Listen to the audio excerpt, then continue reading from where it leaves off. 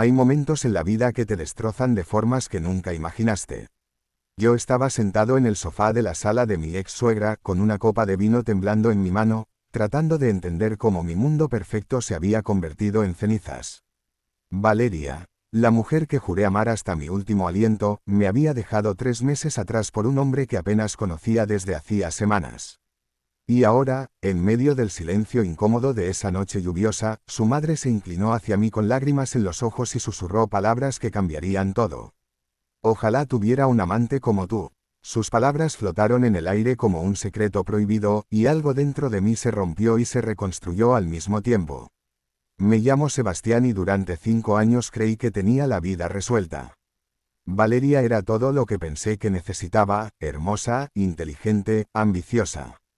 Construimos una relación que desde afuera parecía perfecta. Cenas románticas, viajes a la playa, planes de boda que nunca se concretaron porque siempre había algo más importante para ella.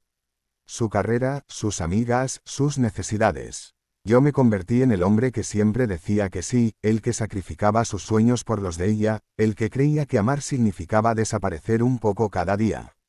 Cuando Valeria me dejó, lo hizo con una crueldad casual que solo pueden tener quienes nunca valoraron lo que tenían. Me dijo por mensaje de texto que había conocido a alguien que la hacía sentir viva, que yo era demasiado predecible, demasiado aburrido, demasiado disponible. Cada palabra fue como un puñal en el estómago. Me quedé mirando la pantalla de mi teléfono durante horas, releyendo esas líneas, tratando de encontrar dónde había fallado, qué había hecho mal, cómo podía haber sido tan ciego. Los primeros días fueron un infierno. No podía comer, no podía dormir, no podía pensar en nada más que en ella. Mis amigos intentaron animarse con las típicas frases que se dicen en estos casos. Ya encontrarás a alguien mejor. Ella no te merecía. El tiempo lo cura todo. Pero ninguna de esas palabras penetraba el muro de dolor que había construido alrededor de mi corazón. Me sentía como un fracaso, como si mi única identidad hubiera sido ser el novio de Valeria y ahora no quedara nada de mí. Una tarde, cuando el peso de la soledad se volvió insoportable, recibí una llamada inesperada. Era Magdalena, la madre de Valeria. Su voz sonaba cansada, triste, y me pedía si podíamos vernos para tomar un café. Dudé por un momento porque sabía que verla significaría revivir todo el dolor, pero algo en su tono me hizo aceptar. Nos encontramos en un pequeño café cerca de su casa, uno de esos lugares donde habíamos estado juntos muchas veces cuando Valeria y yo aún estábamos juntos. Magdalena se veía diferente, más frágil, más vulnerable de lo que recordaba.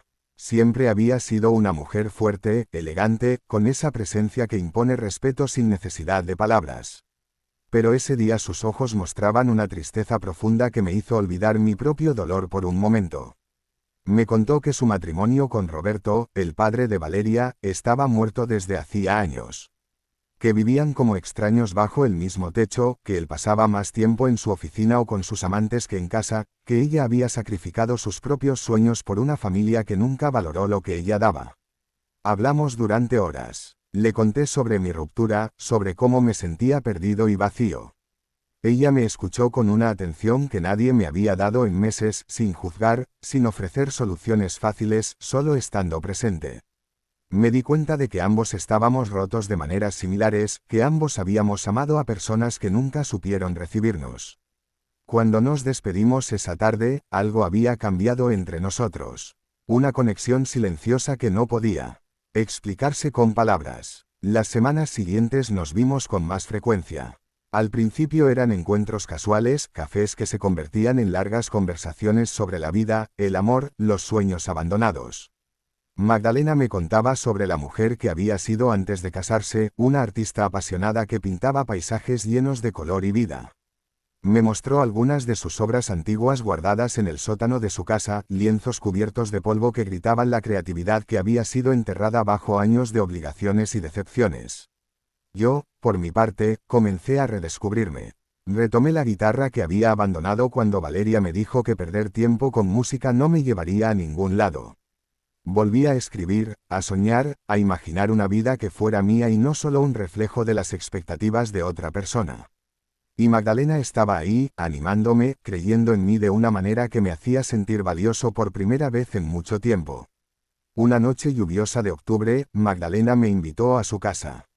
Roberto estaba de viaje como siempre y ella no quería estar sola. Preparó una cena sencilla pero deliciosa, abrimos una botella de vino y nos sentamos en la sala mientras la lluvia golpeaba las ventanas creando una sinfonía melancólica. Hablamos de todo y de nada, riéndonos de anécdotas del pasado, compartiendo miedos sobre el futuro. Y entonces sucedió. En medio de una conversación sobre qué significa realmente amar a alguien, Magdalena dejó escapar esas palabras que habían estado contenidas durante tanto tiempo. Ojalá tuviera un amante como tú. No lo dijo con malicia ni con intención de seducir. Lo dijo con la honestidad brutal de alguien que ha vivido sin ser vista durante demasiado tiempo. Sus ojos se llenaron de lágrimas y todo su cuerpo temblaba con la vulnerabilidad de quien acaba de exponer su alma. No lo pensé, solo actué desde un lugar de comprensión y conexión que nunca había experimentado antes. Me acerqué a ella, limpié sus lágrimas con mis dedos y la abracé. No fue un abrazo romántico ni sexual. Fue el abrazo de dos almas rotas que se reconocen en el dolor del otro, que se ofrecen consuelo sin esperar nada a cambio. Nos quedamos así durante lo que pareció una eternidad, respirando juntos, sanando juntos. Esa noche marcó un punto de inflexión para ambos. No nos convertimos en amantes en el sentido tradicional. Lo que creamos fue algo más profundo, más significativo. Nos convertimos en espejos que reflejaban lo mejor del otro, en maestros que nos enseñaban mutuamente sobre el valor propio, sobre el amor que no exige sacrificios sino que celebra la individualidad. Magdalena volvió a pintar, llenó su estudio con obras nuevas, vibrantes, llenas de la pasión que había mantenido dormida durante décadas. Tomó la decisión de divorciarse de Roberto, no por mí sino por ella misma, porque finalmente entendió que merecía una vida donde fuera la protagonista y no solo un personaje secundario. Yo, por mi parte, lancé mi proyecto musical que había estado postergando, escribí canciones que hablaban de transformación y renacimiento, y por primera vez en mi vida me sentí auténtico. Valeria se enteró de nuestra amistad y reaccionó con furia. Me llamó traidor, le dijo cosas horribles a su madre, nos acusó de haber tenido algo mientras ella y yo estábamos juntos, lo cual nunca fue cierto. Pero su rabia solo reveló lo que siempre había sido, alguien incapaz de ver más allá de sus propias necesidades, alguien que confundía posesión con amor. Lo irónico es que en ese momento ya no me importaba lo que Valeria pensara. Su opinión había perdido el poder sobre mí. Había encontrado algo mucho más valioso que su aprobación. Había encontrado mi propia voz, mi propio camino, mi propio valor. Y en Magdalena había encontrado a alguien que me enseñó la lección más importante de mi vida, que el amor verdadero no te hace pequeño, te hace crecer, no te apaga, te enciende, no te consume, te completa. Hoy, 2 años después de aquella noche lluviosa, puedo decir que soy una persona completamente diferente.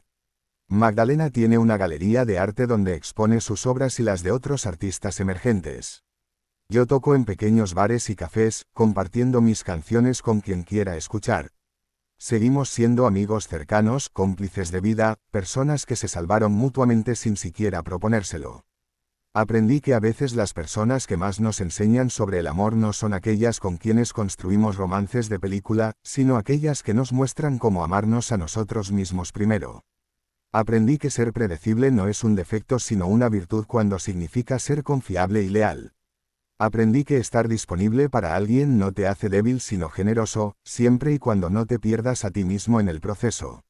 Si estás pasando por una ruptura dolorosa, si sientes que has perdido tu identidad en una relación, si crees que no eres suficiente porque alguien te hizo sentir así, quiero que sepas algo. Tu valor no depende de quien te elija o te rechace. Tu luz no se apaga porque alguien no supo verla. Las personas indicadas no solo reconocerán tu valor sino que lo celebrarán, lo nutrirán, lo harán crecer. A veces tenemos que rompernos completamente para reconstruirnos más fuertes. A veces las pérdidas más dolorosas son en realidad liberaciones disfrazadas. Y a veces las conexiones más inesperadas son las que más nos transforman. Si esta historia te llegó al corazón, si te hizo sentir algo real, déjame un like y suscríbete al canal. Porque todos merecemos recordar que nunca es tarde para volver a empezar, para elegir nuestra propia felicidad, para convertirnos en la mejor versión de nosotros mismos. Tu historia también puede tener un final hermoso. Solo tienes que creer que lo mereces.